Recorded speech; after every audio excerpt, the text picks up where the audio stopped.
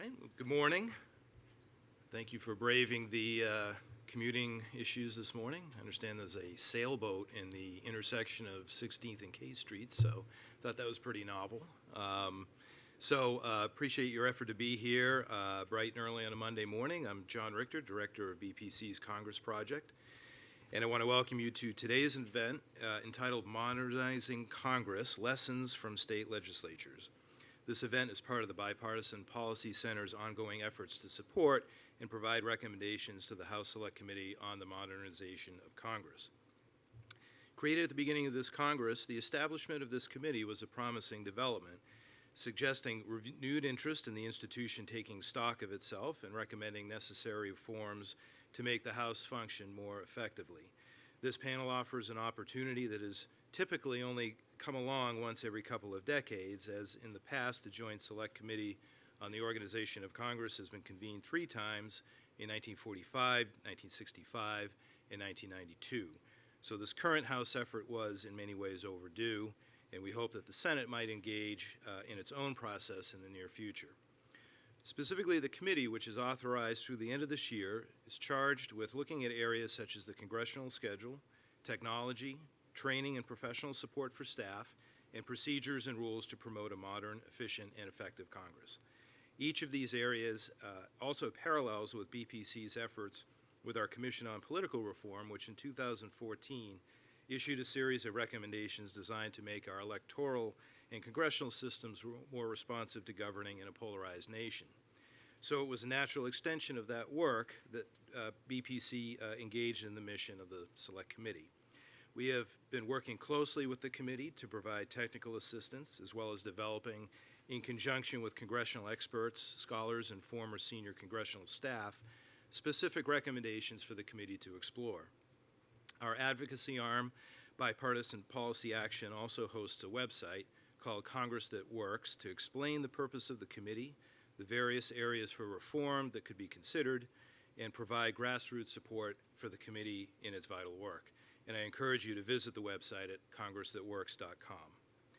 This morning we are exploring what we might learn from how state legislatures conduct their business. Our states are often considered laboratories for our democratic processes, and anecdotally we've heard of more than a few former state legislators who are elected to Congress, arrive here in Washington, and immediately wonder why the institution is run the way that it is. Of course, that's not to say that everything positive that a particular state legislature might employ is directly translatable to Congress or would even be desirable to be replicated in the U.S. House of Representatives.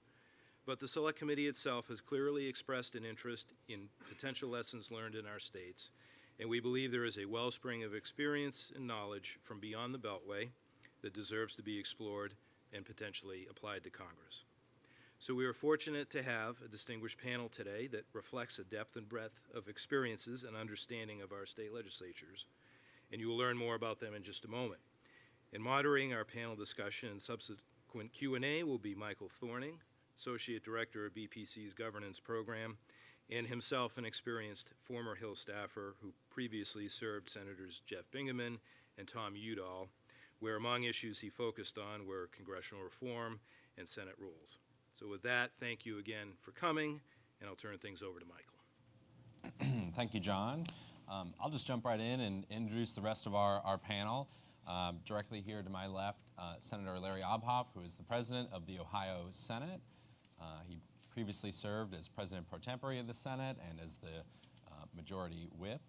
He proudly represents the 22nd District in the Ohio Senate, and he is the chair of the Rules and References Committee, which is responsible for determining which bills, resolutions, and appointments will come before the Senate for their consideration.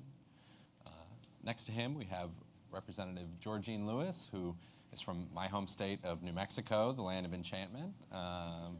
She is serving her 4th term in the New Mexico House of Representatives, representing New Mexico House District 26. She's the chair of the State Government Elections and Indian Affairs Committee, chair of the Interim Indian Affairs Committee. She's an attorney, a member of Acoma Pueblo, and has the distinction of being the first Pueblo woman ever elected to the New Mexico legislature. Emily Bair is Assistant Professor of Political Science at the University of New Hampshire. She previously was a National Fellow at the Miller Center of Public Affairs at the University of Virginia, not too far away from here. And she, even closer, was previously an American Political Science Association Congressional Fellow in the Office of Representative Rosa DeLauro. Her research focuses on congressional reform, on the development of American political institutions and political parties, and specifically looks at strategies that members of Congress might adopt to reform the static legislative branch and make it more representative and responsive. And at the end, and before I introduce our other member of our panel who will be co-moderating with me, I want to say BPC is very pleased and proud that we are partnering with the National Conference of State Legislatures to bring you this event. Natalie Wood is the director of the Center for Legislative Strengthening there, where she provides expertise and leads research on a number of issues related to legislative operations, human resources and management of legislative bodies, and generally on democratic representation issues at the state level. And with that, I'm going to turn it over to Natalie, who's going to talk a little bit about NCSL, and then we'll kick us off with some questions. Thank you, Michael, and thank you, panel, for being here. In the audience, quick poll, who's familiar with NCSL? Oh, yay, that's awesome. So many hands shot up for those of you watching on the web right now. So yeah, NCSL was founded in '75 to strengthen, support, and defend state legislatures, and we do this through a couple of different ways.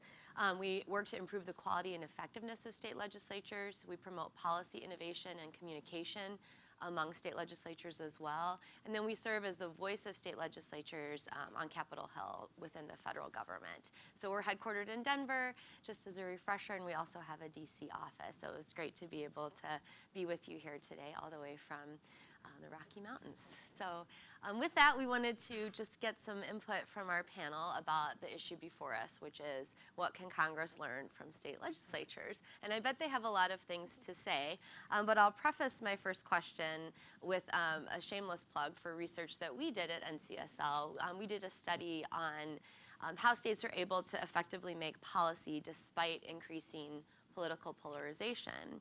And we did case studies with 10 states, and we often heard in doing that research when legislators and staff spoke about their ability to get things done, they often ended that statement with, "We're not DC." And so I think that kind of reveals how our constituents at NCSL kind of think and the pride that they feel about their ability to work together. So I wanted to ask our panelists, and President Obhoff, we can start with you. What do you think Congress can learn from state legislatures, and which of your processes, procedures, or traditions would benefit Congress? Sure. Well, I think that the most important thing they could learn is how to get along with each other. And I'm not sure that there's a specific process or set of rules that I would say would benefit that one way or another. I would say it has to start from the ground up in terms of having the right relationships. I'm pretty conservative, I guess, if you want to look at voting records and things like that. And I'd say that a great many of the Democratic members of the minority caucus that I work with well are pretty liberal. If you had a scale, I'd say we're miles apart in terms of our underlying viewpoints or goals for policy, but there has to be a recognition at some point of a few things. First, there are always going to be some issues you're going to disagree on. And second, most issues are not those. That in any given week, if you tackle 8 or 10 issues or 50 issues, 80% of those are things that there shouldn't be a Republican or a Democrat answer for. And if you focus on those 80% of the issues most of the time, you'll be making incremental steps, the right public policy for everybody, irrespective of what your underlying ideology might be or what your partisanship might be. If I ask you, should we fix local bridges that are crumbling, that are dangerous to drive on, there shouldn't be a Republican or a Democrat answer to that. The answer should be yes. And then we should figure out, okay, well, how do we go about agreeing on what we need to do in order to fix these? If I ask, do we want to stop the number of heroin overdoses that we have across the state, the answer should be yes. And maybe we differ about how we get there, but if we can agree on some of the same underlying goals, you can move forward and continue to work on them. And I'm very proud of the fact that in this budget process this year, Ohio, we've had some partisan budgets in the past, and frankly, I've been pretty proud of a couple of those bills as well. But in this last budget cycle in the Senate, we had a 33-0 vote on the most significant piece of legislation we're going to vote on over the course of the 2-year cycle.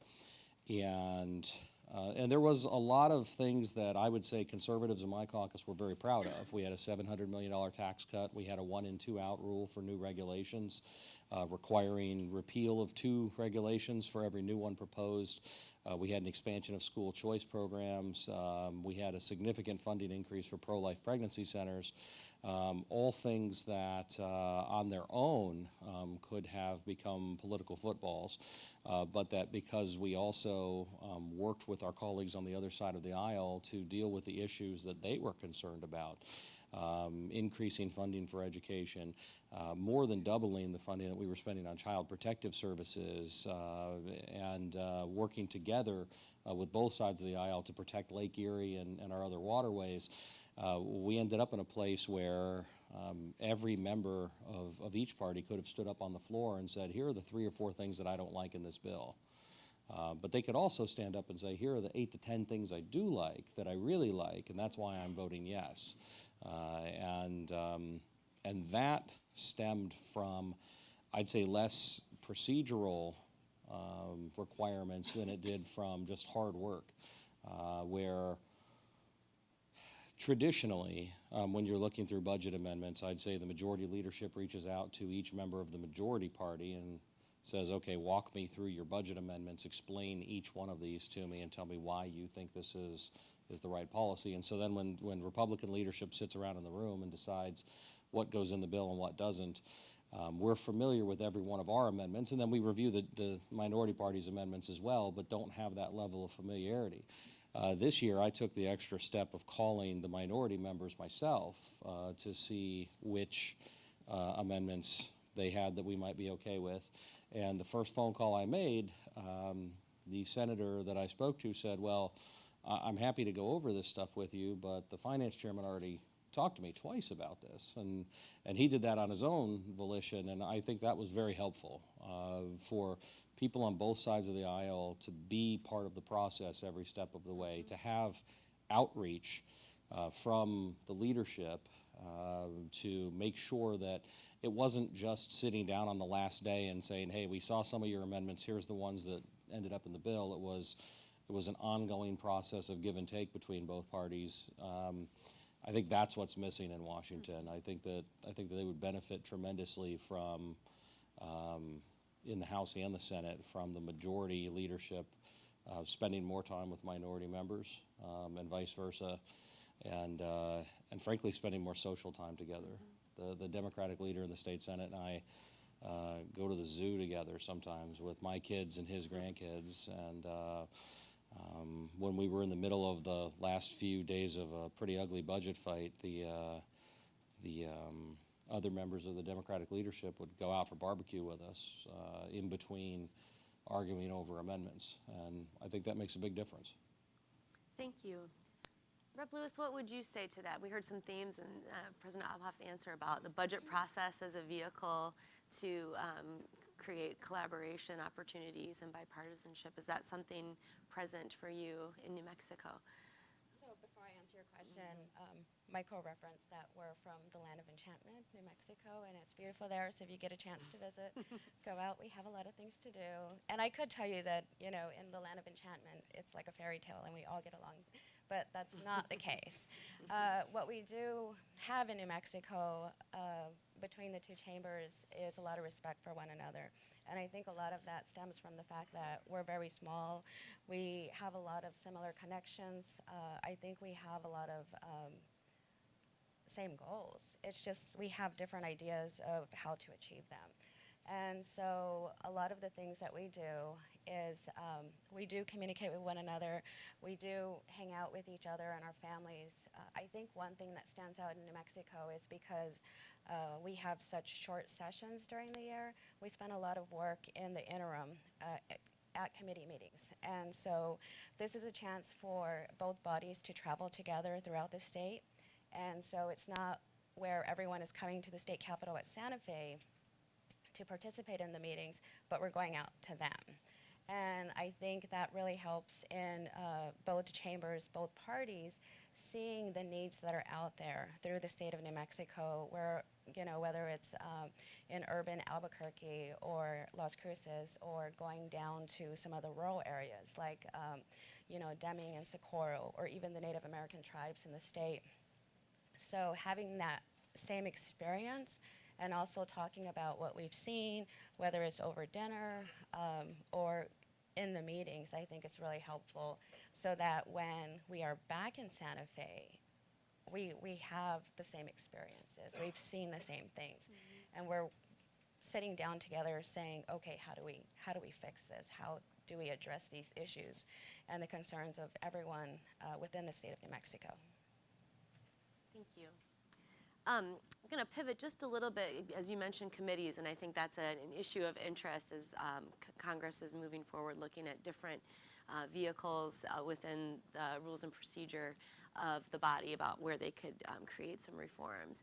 So there was a book called The Sometime Governments that came out in the late 60s, early 70s. It was sort of the seminal work that predicated legislatures making changes that sort of rose their ability to be a co-equal branch of government. And I think that book says it best. A legislature can't function smoothly without an operative committee system.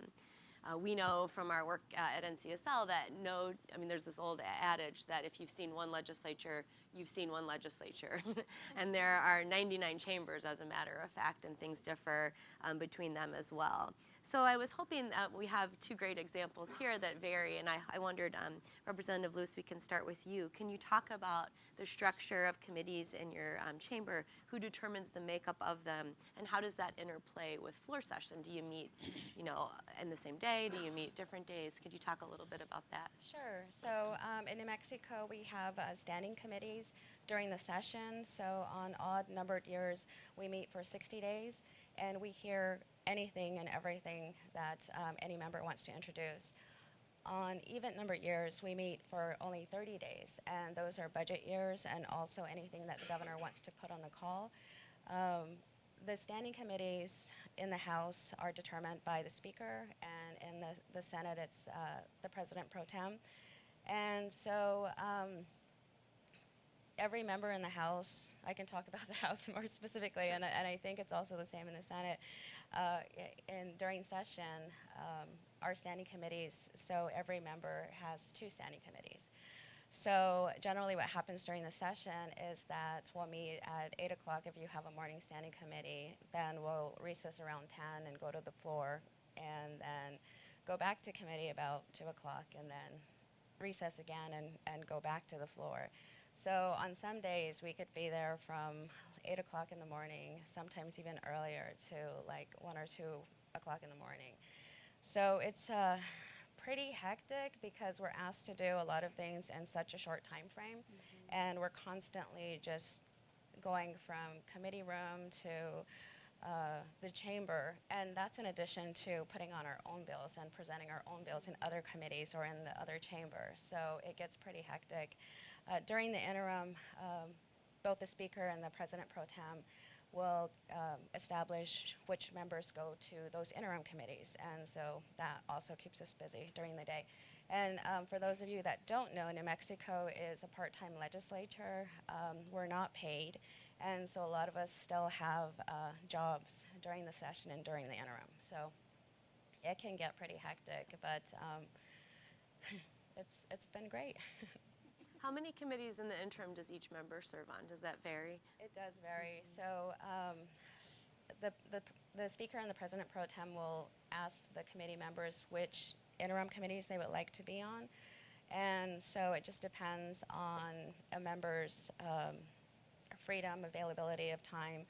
And so you could have a committee meeting every week, and it's almost like another full-time job. So it's pretty challenging to be at every committee meeting that you're assigned to. I think I'm on 5. Currently, I'm a member of 2 and advisory member to 3. And I really just only attend one interim committee meeting because of my schedule. And New Mexico stands apart in that it's the only legislature where there is not a salary paid. New Hampshire legislators make $100 a year, $200 for the biennium. The average pay for state legislators hovers between $35,000 and $40,000, I believe. Just to give you guys context. President Obhoff, how about you? How do the committees work in your chamber? I decide who serves on them and how many members are on each one. We try to keep the membership roughly proportional to the political makeup of the body. So roughly whatever percentage you have of Republicans will be that many on the committee, same with the Democrats. And we've had some changes over the last few years in terms of the number of committees, but it's relatively constant. And sometimes we change jurisdiction a little bit, but that tends to be relatively constant as well. And in terms of scheduling, we try to work that out at the beginning of the General Assembly so that if you're on certain committees, you know that on the weeks when they're meeting, it'll be Tuesday at 9 a.m., Wednesday at 4 p.m., et cetera, so that it's not haphazard. It's not something where you get a phone call the day before and find out, hey, you're meeting tomorrow night. We try to be respectful of the fact that both for our members and for the public, more notice, a regular schedule is a good thing. Most of our members have other jobs as well. We are at least nominally a part-time legislature, although I think we had session during my first tenure as Senate President 22 out of 24 months, and committees tended to meet the entire year. So we stay pretty busy, but to the extent that you do try to manage other employment and time in the district, et cetera, it's much easier if you know going to meet this time Tuesday every week, going to meet this time Wednesday every week, and that's the schedule, as opposed to just being called in sort of randomly. And at the outset of the General Assembly, when I am putting together that list, I obviously get substantial input from the minority leader. I talk to each of the members a couple of times throughout the process to make sure that where possible, people are getting the types of assignments that they want to work on or that maximize their skill sets, but also being cognizant of the schedule where you don't want somebody to have 3 committees that all meet at the same time, obviously. Right. So we try to even that out as well, so that people don't have conflicts, because I think it's just bad for the legislative process if you've got 3 people sitting in a committee room when there should be 9, because 6 of them are in other committees at the same time taking votes on other things. Mm-hmm. And we want that same level of consistency for the public, so that I'd like to come testify at the Education Committee. It's going to be on a Tuesday. It's going to be at this time. Professor Bair, you've had the unique experience of studying both sort of state legislatures in the context of Congress, and maybe could you walk us through a little bit of some of the history of how state legislatures had institutional influence on Congress? So I think it's fair to say that the U.S. Congress would not look the way it does today without the influence of state legislatures. From the moment the delegates walked into the Constitutional Convention and had this task before them of remaking the Articles of Confederation or building a new constitution, they looked to the states. Some of the most important foundations of the Constitution, and thus the foundations of the U.S. Congress, emanate directly from state constitutions that were adopted somewhat shortly after the Declaration of Independence. The separation of powers, for example, which was present in all original 13 state legislatures and state constitutions. The bicameral structure, where you had an upper and a lower house, which was found in 11 of the 13 states. And the executive veto, which was found in 3 of the state constitutions. These are some of the most important features of the Congress. The U.S. Congress also took procedures providing that revenue legislation must originate in the House from state constitutions, as well as the explicit power for each chamber to select their own leaders and set their own rules. These emanated from the states. And in the early years of the U.S. Congress, the national legislature looked repeatedly to the states to develop the standing committee structure, to provide rules for what would constitute a quorum in the House and Senate. Again, these emanated from the states. We know, I think this was mentioned very briefly, that in the early years of the U.S. Congress, the states were considered far more professionalized at the time. They were where most of the exciting action was going on, right? So there were members who would serve in the House for a few years and then go back to their home state legislature. And so over time, we think of the 20th century as being this period where the U.S. Congress absolutely surpassed the development of most of state legislatures, but still members of Congress and senators as well repeatedly looked to the state legislatures to figure out how best to organize themselves, what rules and procedures would be most appropriate for their bodies. And one thing that I think is one of the most important features here is that the states not only provided kind of the basic foundation for the U.S. Congress, but they also set up a system where the House and Senate can pursue reform together, as they did in the 1960s and the 1990s through the Joint Committee on the Organization of Congress. But they also set up a system where, because each chamber, the House and Senate, gets to set their own rules, they get to pursue reform separately as well, which is why we have today a Select Committee on the Modernization of Congress that is examining reforms that only exist that would only impact the House of Representatives. Great. And maybe you could touch a little bit more. You mentioned, obviously, there's this period in the mid-20th century, in the 60s and 70s, of sort of both state legislative reform was ongoing and congressional reform was happening at the same time. Who was influencing who there, and how did that impact what ultimately happened in Washington? Yeah, so I think it's fair to say that they both influenced each other by the 1960s and 1970s. But since the focus of this panel is on how we can learn from the states, I'm going to focus my comments primarily on the extent to which members of Congress looked to the states for models.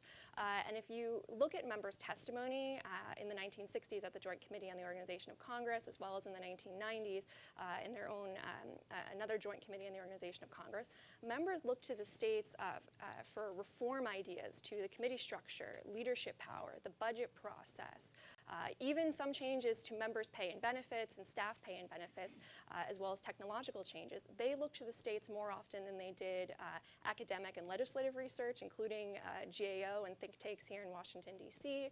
They looked to the states more often than they did the views of the public, practices of other countries. They looked to the states, they were second only to the views, to their own personal experiences in committees in Congress. The states had, in many cases, adopted reforms prior to the U.S. Congress. Some of the most important changes, including opening up committee hearings to the public, electronic voting on the House floor. California had a budget bureau before the U.S. Congress had their own budget bureau, as well as legislative scoring practices. So the members repeatedly drew on their personal experiences in their home state legislatures for innovative ideas to problems facing the U.S. Congress. So why might Congress look to state legislatures for ideas about reforms? And are there certain reforms that they tend to look to the state legislatures for and other ones that they don't? Yeah. So let me, so I've already spoken to this briefly. It seems somewhat surprising that members of Congress would look to the states. Again, throughout the 20th century, we did see this divergence where the states frequently did not have necessarily the staffing resources, the legislative resources that they needed to compete with the U.S. Congress in terms of its influence over legislative development. the Congress faces, they adopt a much larger budget than the states do. They examine a larger policy agenda than the states do, and they obviously deal with national security issues that the states do not address. So you might think that the organizational needs and interests of the U.S. Congress would be quite different than that of the states. But there's a few key reasons why members of Congress, why senators might look to the states. The first is that this is, we know that about half of members of Congress, and certainly many senators as well, get their first introduction to legislative work through their home state legislatures. So this tends to shape their views towards how a legislature should be organized, towards what they need to appropriately compete with the executive, what they need to study and gain some sort of expertise on policy issues. So generally speaking, new members of Congress might come from their home state legislature to the U.S. Congress for their first session and realize that their home state legislature works a little bit better than the U.S. Congress does. And those ideas stay with them long after they come to D.C. The second reason is that the states make an ideal laboratory. The states are far more similar to the U.S. Congress than the practices of other countries, especially parliamentary systems, which operate completely differently than the U.S. Congress. And the states also face nearly identical sets of issues that the U.S. Congress faces. If you think about today, issues of rising partisan polarization, if you think about intractable budget problems with missed deadlines that might lead to a government shutdown, if you think about the problems that some states face in terms of competing with rising executive power, these are all kind of central problems that the U.S. Congress is facing today. And so if the states can identify innovative solutions to this, this is the ideal model to test new solutions. And then the last thing that I will say about why it is that members might look to the states is that the states, I forgot my thoughts, so I'm going to go to your second question, which is what particular type of areas they might, members might look to the states for. And historically, they have looked primarily in terms of potential committee reforms. So I think I've mentioned briefly some seniority changes. Our two members here, our senators, have spoken about why it is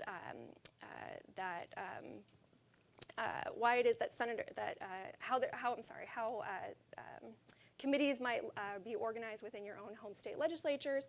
And certainly over the years, members of Congress and senators have looked to the states for solutions for how they might reform the seniority system in the U.S. Congress, which has posed a significant challenge for them.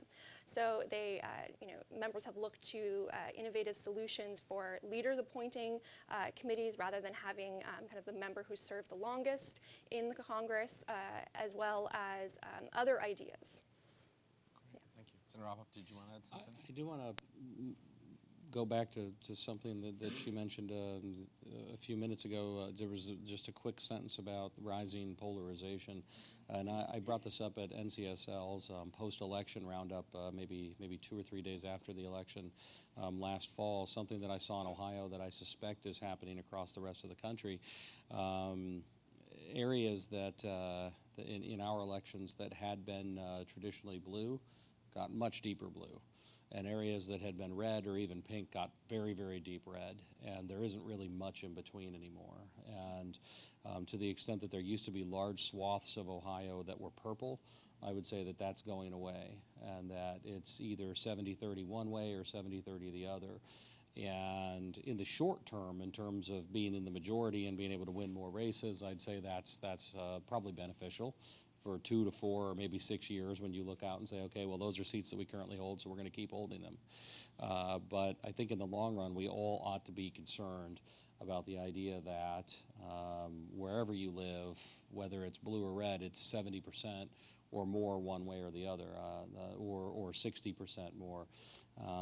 Where I think it used to be traditionally much more, not 50-50, but areas that leaned Republican, areas that leaned Democrat. I know that's not what we're here to talk about, but I do think that is a concern, and one that will spill over in the long run to the extent that Congress has become more partisan over the last 20 years. I think that this will actually exacerbate that even further.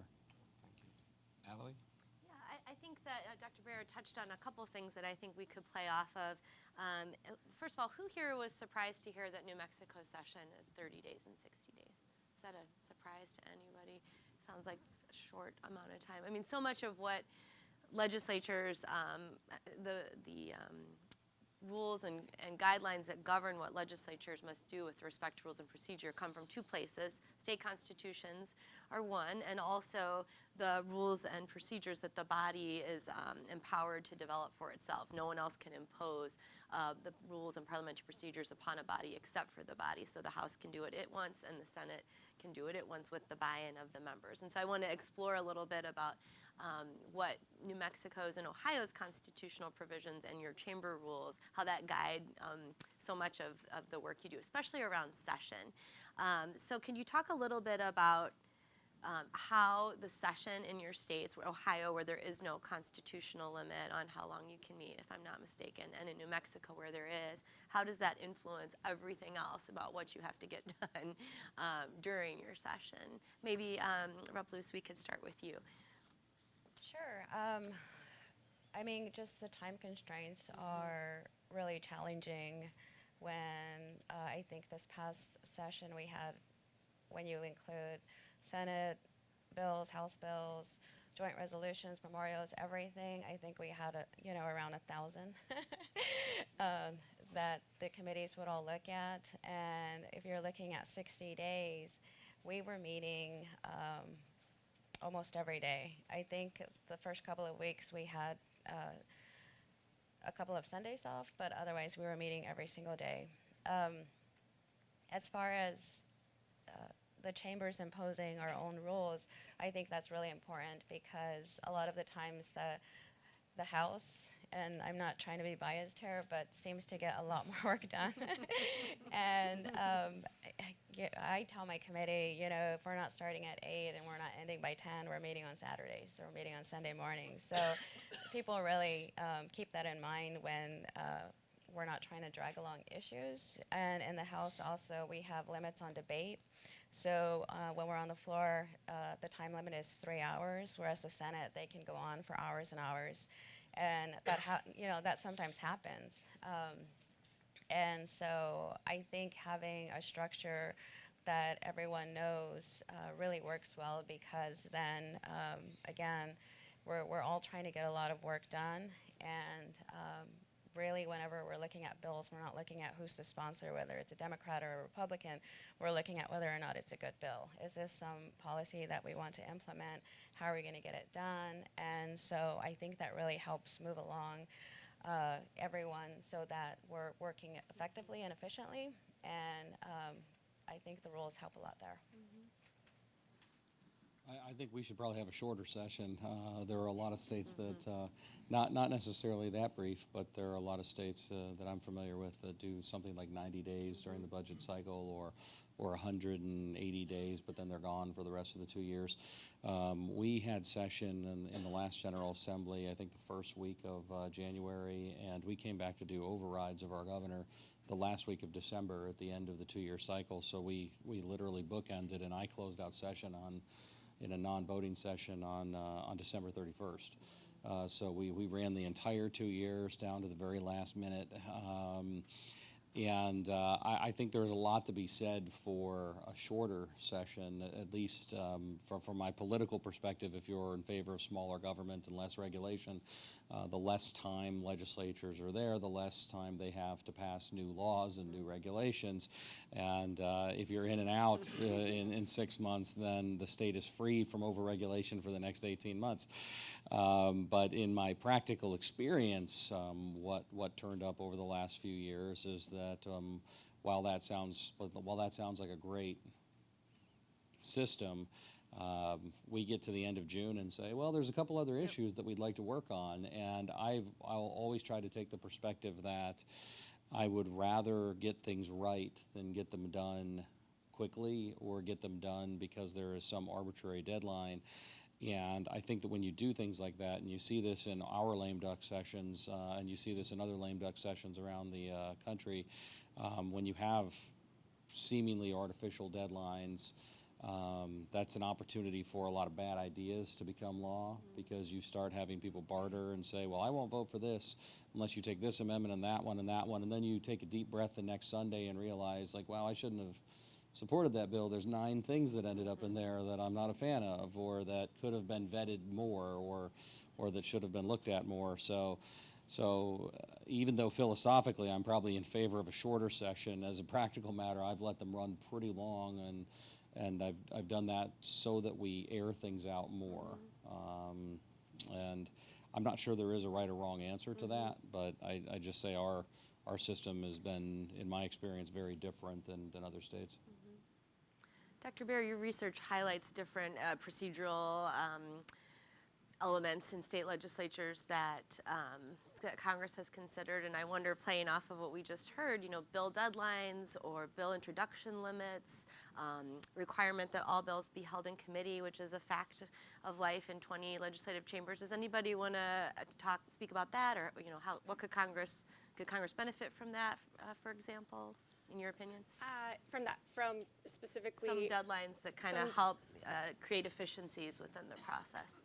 Yeah, so Congress has repeatedly looked to the states for some changes to the legislative schedule, and particularly if we think about the legislative schedule as having two components: one, what actually makes it to the floor, what actually is considered given a committee hearing, and then the second piece of it is kind of more the logistical constraints of a legislative schedule, right? Making it possible for members to spend concrete time working in Congress, working in committee, debating things on the floor, and also concrete time in the district. I think both most rank and file members of Congress are incredibly frustrated with the system that we have right now. I know the Select Committee in more recent, over the past year, has considered a few proposals that emanate directly from the states. Vicente Gonzalez of Texas has proposed something that's been considered in Massachusetts and a few other states, allowing for remote voting, which would enable members, when they're back home in their district, to still vote with what's going on in Congress, to still even voting while they're in committee hearings, so to make it possible for members to kind of focus more concretely on the task at hand and spend less time traveling in between. Representative Bair of Virginia has similarly proposed providing for kind of more concrete legislative schedule with a 10 a.m. call to order and a noon start to voting, which would make it possible, again, for members to have much more predictable schedules. And over the years, Congress has considered a number of proposals from members that would speak to some of that concern about making sure that every bill gets a guaranteed hearing, which is true, or has been true historically in some state legislatures, again, requiring something that would enable rank and file members to participate more concretely in the legislative process. Do you have any of those, President Ophoff, any of those elements at play with respect to bill filing deadlines or deadlines for one body to act and the other body to act? No, we don't really. We do have a requirement that any bills that are introduced by a certain date have to have a hearing at some point. So the majority party can't simply ignore the minority. Historically, I think what's tended to happen is a lot of bills pile up, and then there's some day in lame duck where judiciary will have 26 bills heard, and I've tried to move away from that. This year, we actually proactively reached out to members of both parties, and I told Chairman that I'd like to get hearings for everything much earlier than that, and actually give people a fair opportunity to have their bills heard instead of things just sort of backing up like that. But with that exception, I don't think there really are a lot of strict rules that we have to follow. We could send things to the House, and they could just pretend that they don't exist, and when we could do the same. And we tend not to do that, but there's nothing procedurally requiring us to. We have changed our rules in relatively minor ways over recent years, and I'm always surprised, for session rules, for example, and I'm always surprised at how much internal strain that creates. Things that you think are relatively minor, like saying, okay, if you'd like to do a floor amendment, you have to submit it to the clerk's office 2 hours before session begins so that everybody knows what it is and has the opportunity to review it. I think when we proposed something like that about 5 years ago, we ended up eventually compromising and finding a hybrid in between. But I think the minority members had significant concern that that could be used as an opportunity to stop them from being able to introduce any floor amendments, because they might not know what bills are on the floor until an hour and a half or 2 hours before session begins. And so with that little notice, you couldn't get things drafted in time. So there are always questions like that pop up where I don't think that that the majority and minority are trying to be obstinate, but you don't actually understand it from the other perspective. You just say, hey, this will be more efficient and people will have time to read things, and you're not the one who's going to be blocked from doing something. You don't see it from the other side until someone sits down and explains it to you. And so we have had some issues like that, but in general we tend to get along pretty well and try to work out compromises on those. Representative Lewis, anything you'd want to add about how New Mexico is able, what sort of conditions upon bill introductions or requirements? The only deadline I can think about is the introduction of bills, and so there's definitely a deadline on that. I've joked that we should have a limit on how many bills a member could introduce because it becomes numerous, and you have some that are like 30, 40, 50.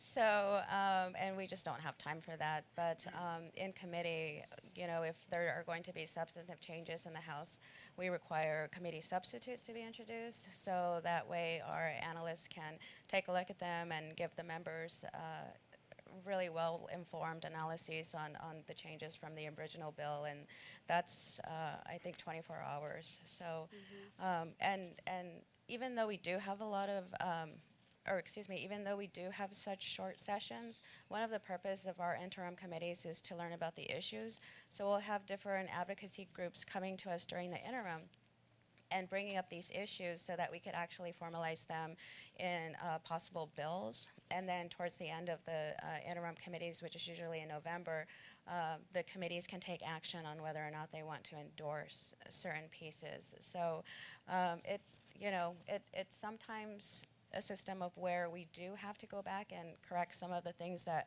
we did during the session because we just tried to do so many things so quickly. But for the most part, I think a lot of that work is done in the interim as well. I think one of the areas where a lot of the controversy in Congress tends to center around is on floor procedures, the consideration of bills. A lot of members of the minority often complain they don't have opportunities to offer amendments.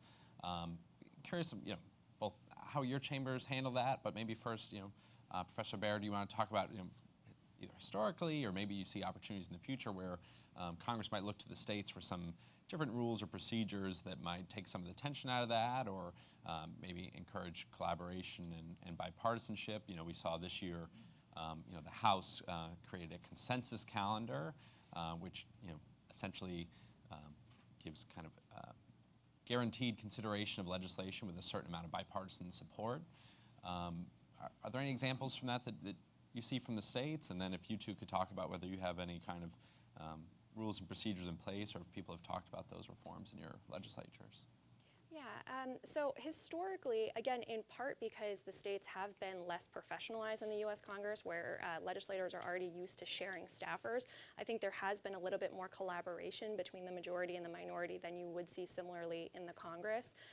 In the 1960s and 1970s, when there were proposals to provide guaranteed minority committee staff, and to be clear, there were Republicans and Democrats who both supported such provisions, but because Democrats had the majority at the time in the U.S. House, and committee chairs controlled this very robust group of majority staffers, they didn't have much of an incentive to share those resources with the minority.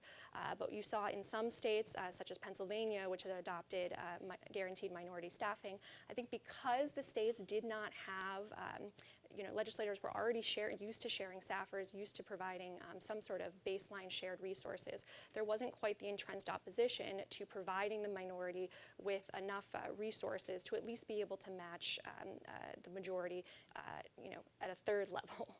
So I think there are ways for the Congress to learn from approaches that have been adopted at the state to potentially encourage the majority and minority to work together towards legislation, but at least to recognize that the minority is a legitimate player in the legislative process and they should have the resources to play that role.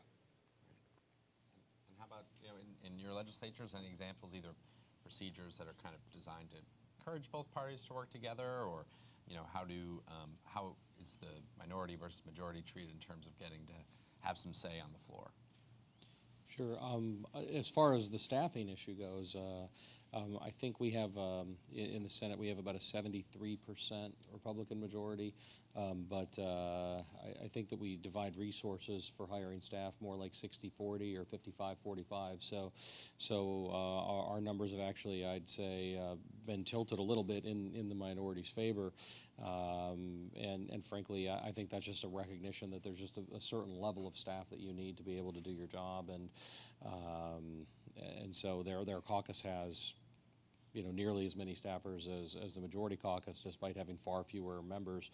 And I think that's fine. I think obviously each chamber has the ability to decide that for themselves, but I've found that being respectful of the other side and treating them the way that you'd want to be treated if you were in the minority tends to be the right policy and works out pretty well. In terms of floor amendments and those types of things, procedural things, we do allow those. In the last General Assembly, I am not sure for the first 22 or 23 months that we actually took a substantive floor amendment, but we also didn't have very many offered because at the front end, we spent a lot of time working on things in committee, making sure that before something comes out of committee, issues have been fully vetted. So the minority amendments get considered at that stage as well, so that by the time you've gotten to the floor, something's already been considered, already been rejected by the committee, if it had been proposed before. And that's not really a majority-minority thing. I think that my leadership team and I have a pretty strong preference for doing things earlier in the process as opposed to having issues sneak up on you on the floor. As we talked about in the lame duck scenarios, a lot of floor amendments is also, I think, an opportunity for mistakes or for policies that haven't been aired out fully. So we really try to do that at the front end of the process. Yeah, interestingly, I think like your Senate, the U.S. Senate actually, I think back in the 113th Congress, somewhere around there, on the staffing issue, adopted, not in its rules, but I think an agreement that mostly has carried through that the staffing is more reflective in a kind of 60-40, 45-50, rather than just being a pure reflection of that either party's makeup of the chamber. And it's something the House does not currently do, and might be something for them to think about. Representative Lewis? So there's a lot of communication between the speaker and the minority leader when we're talking about consensus calendars, when we're talking about votes coming to the House floor, so that we already have a sense of how long we're going to be there. If we know it's going to be a controversial bill or 2 or 3, we know that might take 3 hours each. But there's always a lot of discussion, and I think that's very helpful, so that both parties are aware of how long we're going to be there. Everyone knows what's going to be on the calendar. A lot of things have to sit there for 24 hours, so everyone's on notice about what bills are coming up. And we're not always going to agree, but at least everyone's aware of what's going to happen. Michael, I'll just to add on, and then the focus of today isn't about legislative staffing, though I'd gladly fly out for another co-event where we talk about that. NCSL's, with our members are all 50 states and the territories, and that's legislators and staff, and there are tens of thousands of them in the country. And I think one thing that we found in our polarization study, and we've seen time and time again, is the importance of nonpartisan staff as well. State legislatures have proud traditions with centralized nonpartisan staffing agencies or chamber-specific nonpartisan staffing agencies, and they bring a lot of value to legislatures as well. In fact, in some legislatures, particularly part-time ones, that's the only shop for staffing. There aren't, it's not a caucus staffing structure. So just want to put in that information into the conversation as well. Yeah, I think we have time. One more quick question with the panel, and it'll be brief, and then just be thinking of questions from the audience. But curious, are there reforms maybe that have been proposed in your legislatures over the years that kind of perennially come up that you're not big fans of, that you would not think also would work in Congress, that you might wave them away from? Anything, that advice you would give them? I'll let you go first. I don't have anything that comes to yeah, mind. I know, I'm thinking as well. I will say that maybe 5 or 6 years ago, when we made what I considered, again, relatively minor changes to our floor rules, we reached what we considered at the time to be compromises with the minority party. And every 2 years, they come in with a list of suggested changes, and it's always basically reverting back to where we were 7 years ago. So not necessarily a message for Congress there, but I think in general, the minority would prefer more ability to submit amendments on the floor without a limitation on them, without timelines for when they need to be turned into the clerk's office, those types of things. Anything, Representative Lewis, in New Mexico? I mean, I think the biggest reform in New Mexico that folks are looking at are not necessarily about the process or procedures, but it's actually about giving a salary to legislators so that then you can have members that are more reflective of the people in New Mexico. So it's really common to see a lot of lawyers, a lot of retired individuals that are members of the legislature because you have that flexibility and that income to do it. Whereas, you know, if you give legislators salaries, then you can get younger individuals interested and you have more opportunities for people to be involved. So that's really important. Emily, anything that you're thinking of?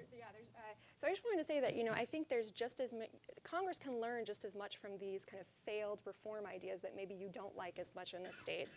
You know, the beauty of the status quo in Congress is that you may not like it, you may be dissatisfied with it, but you know what the pros and cons are of it. So you may not like the legislative filibuster, but you have a pretty good idea of how the legislative filibuster affects coalition building in the Senate and how it's likely to affect outcomes in the Senate. You don't know as much, perhaps, if you get rid of the legislative filibuster, you change the number of votes required for cloture, how that will affect legislative strategy. And so the nice thing about the states is they reduce the risk of adopting changes in the Congress. They provide this concrete evidence that a reform will work the way you think it's going to or it won't. And so I think Congress just as frequently learns from the quote unquote failures of the states, things that they don't like, as they do from things that actually work really well in the states. Well, I think we're ready for audience questions. There will be microphones coming around, so if you could put your hands up, and just a couple of guidelines. If you could be sure to introduce yourself and be sure that your question is a question, we'll be happy to get the panelists to answer it. Maybe right here in the front. Good morning. My name is Dan Vach, and I'm a reporter with, was a reporter with Governing. Now I'm a freelancer, RAP Governing. And we looked at what Congress could learn from state legislatures. One thing that came up was that Congress passes very few bills, and compared to state legislatures. Legislators pass a lot of smaller bills, whereas Congress seems to have a few enormous bills. And I was wondering, you know, you can talk about sort of, you were talking, for example, Mr. President, about, you know, the 80% of bills that you could agree on that weren't partisan, and, you know, whether like having those be smaller chunks of what you're trying to do, whether that makes reaching compromise on that 80% easier. I think it absolutely does. And we do pass a significant amount of legislation over the course of a General Assembly. I would argue maybe a little bit too much. But I got some very good advice about 2 weeks into my time in the Senate from a prominent attorney from Columbus and a lobbyist and who had been legal counsel for our governor and been around a long time. And at the time, we had a pretty controversial series of bills pending. One was labor reforms, and we had thousands of protesters. Ohio, Wisconsin, a couple other states did this at the same time, and that was introduced probably a week after I joined the legislature. So I was right in the center of the storm, and I remember thinking there were probably 15 or 20 different issues in that bill pending, and John Kasich's first budget when he first became governor was also fairly aggressive in terms of the amount of policy packed into it. And this person said to me that everybody seems like they're trying to hit home runs every time they step up to the plate. So you have a 500-page bill with 10 or 15 or 20 different subjects on it. more people ought to try to hit singles and doubles, because if you hit a single every time you're at the plate, you're scoring more runs than anybody else. And I think that, frankly, that's a better way to do legislation anyway, because it allows each idea to rise or fall on its own merits. You don't cobble together 8 good ideas with 3 bad ones, and then the bad ones get to become law too. So I've tried as much as possible to separate things out, and at least over the last 4 or 5 years, I've taken what we call the single subject rule fairly seriously. And I just think that's a better way to do legislation than packing 20 unrelated subjects together with the hopes that a giant package will pass and that a bunch of things will slip through. Because for the 18 great things that you like that get through a 500-page package of ideas, there's going to be 4 or 5 that shouldn't have become law. Sam Lewis, anything to add in New Mexico, how that? So I think when we look at New Mexico, other than the budget, because there are so many things going on, for the most part, they are single issue matters. And so I think that's really helpful, although sometimes it's pretty slow and you're taking baby steps. It's actually getting to where you want to be. And that way you get to examine the issues more closely and you really get the input from the public. So, I mean, for the most part, you might have a dozen or so bills that you're going to say, I like, 9 things, but I dislike 3. That's pretty rare for us.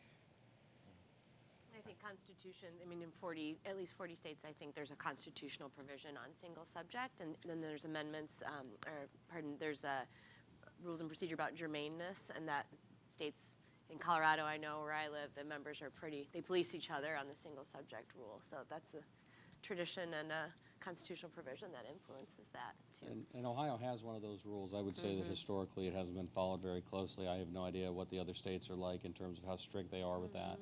In recent years, the legislature has had challenges in court to a number of things and has lost a couple of those. And frankly, each time that's happened, I've shrugged my shoulders and said, yeah, we probably should have lost that. And that's a good thing.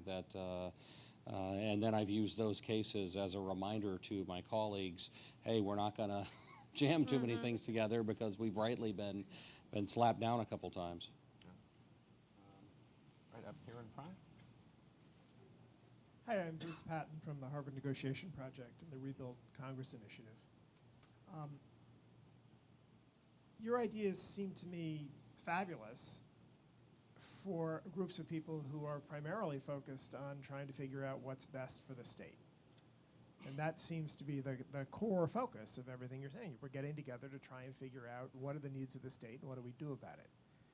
There is a sense that Congress is not spending its primary attention on trying to figure out policy, but trying to manage messaging. And I'm curious if you, from the outside, as people who could, imagine being very successful legislators who, for one reason or another decided to go and become part of Congress, as many others have, what are the factors that would lead you to change your attention? Because I don't think it's bad people. I think they're going into a different system, and you have, you may have some insights looking at it from the outside that you'd lose if you went on the inside. Might be putting you in a tough position of saying things about some of your colleagues in your state, so maybe think about outside of your state. Yeah, I love our Congress folks, but I do think they have a tougher job.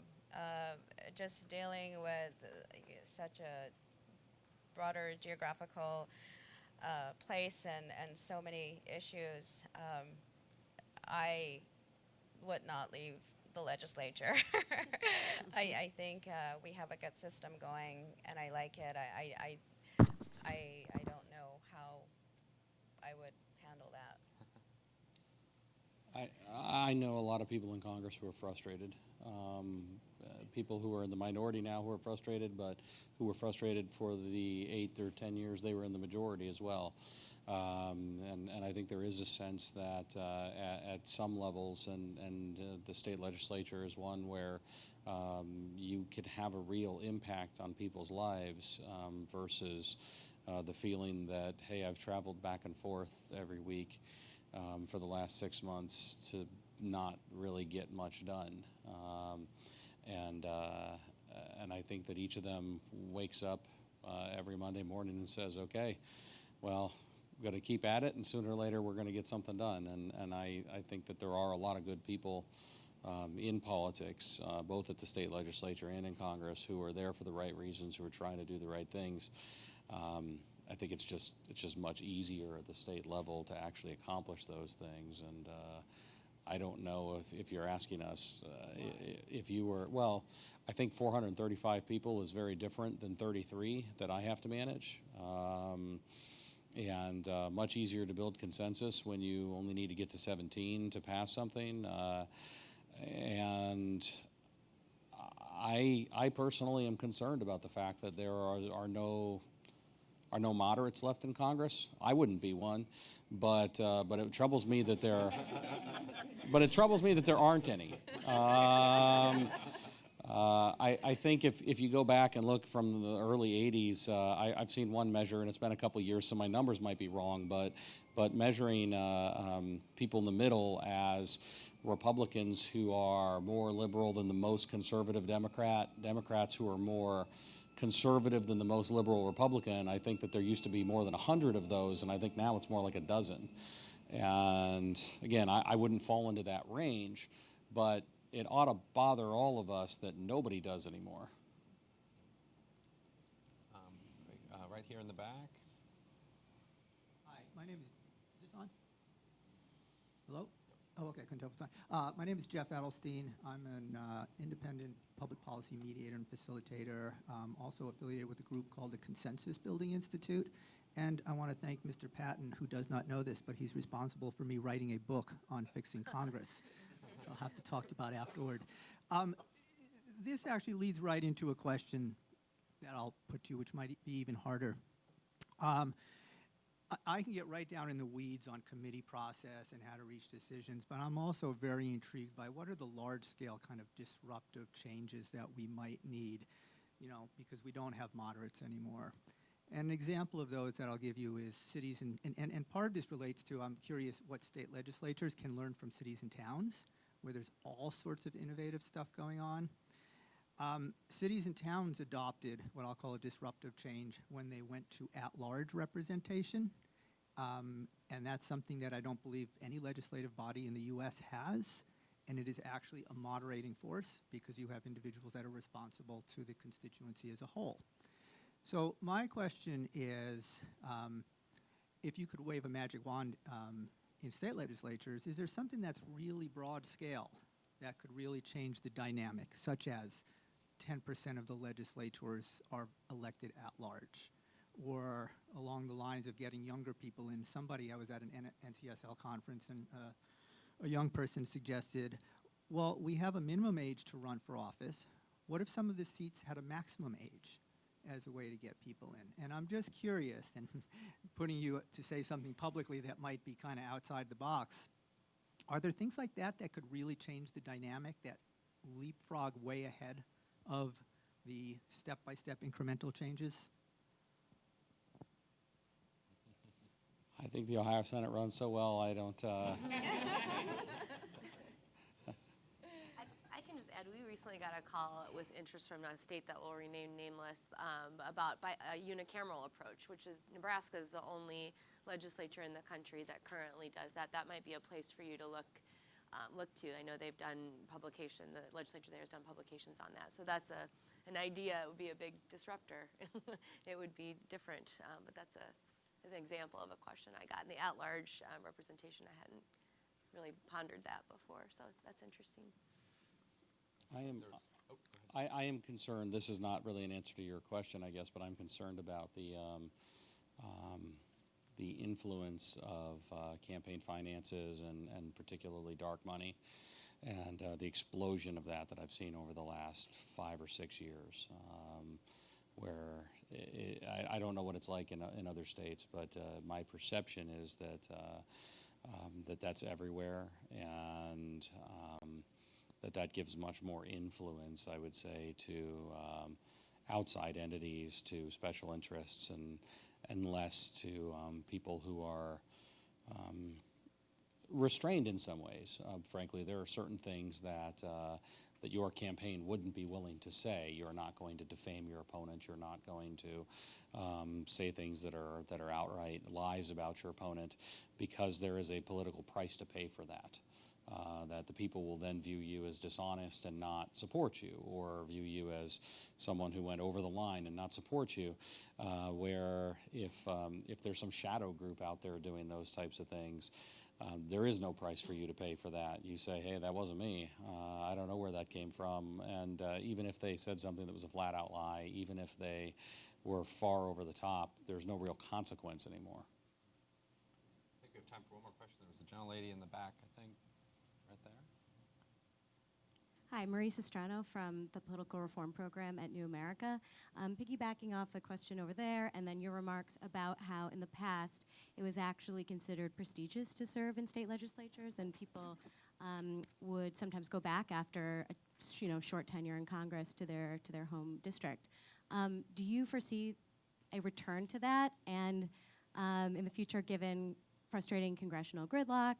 And the the merits that the senator discussed of serving in the state legislature, the increased productivity, and so on.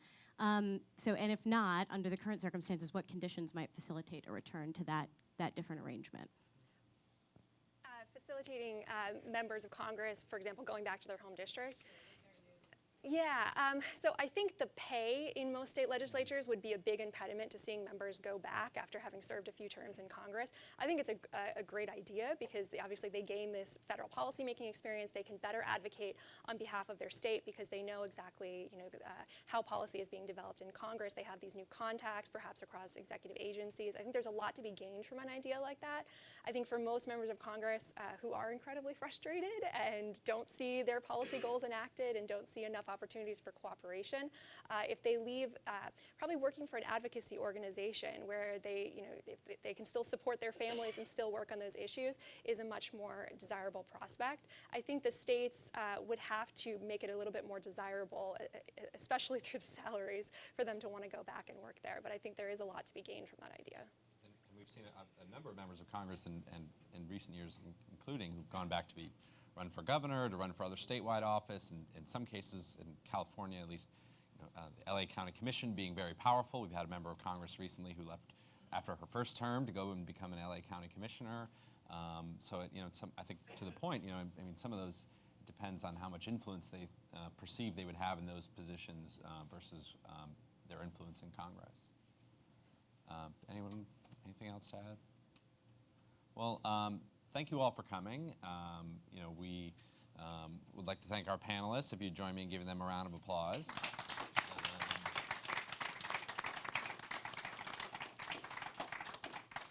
And BPC would like to thank the National Conference of State Legislatures for partnering with us on this program, and Natalie was integral in helping to organize the event and the panel.